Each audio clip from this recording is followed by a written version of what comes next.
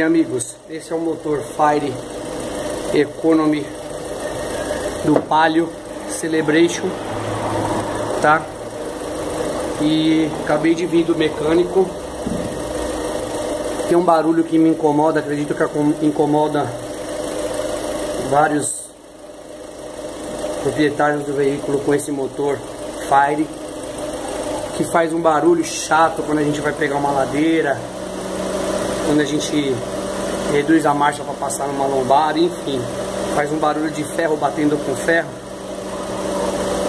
E eu vou tentar fazer esse barulho com o carro parado com o freio de mão puxado, e depois eu mostro o resultado, o que o mecânico meu disse sobre esse barulho. Vamos lá.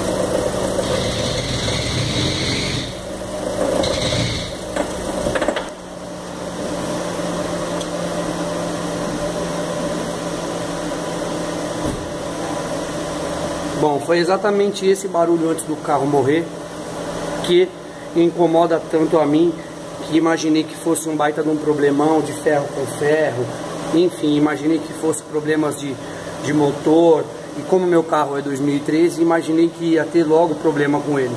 Mas levei no mecânico e ele me disse que é gasolina ruim, gasolina adulterada. E ele mandou eu comprar um produto que chama descarbonizador de combustível. Eu comprei uma marca que, não vou divulgar a marca, que mistura com o combustível. Eu paguei barato, paguei R$12. E ele mandou eu jogar o combustível ao tanque de combustível e completar, né? Completar. No meu caso eu uso gasolina, meu carro é flex, mas eu uso sempre gasolina. E eu joguei no tanque e completei o tanque com gasolina.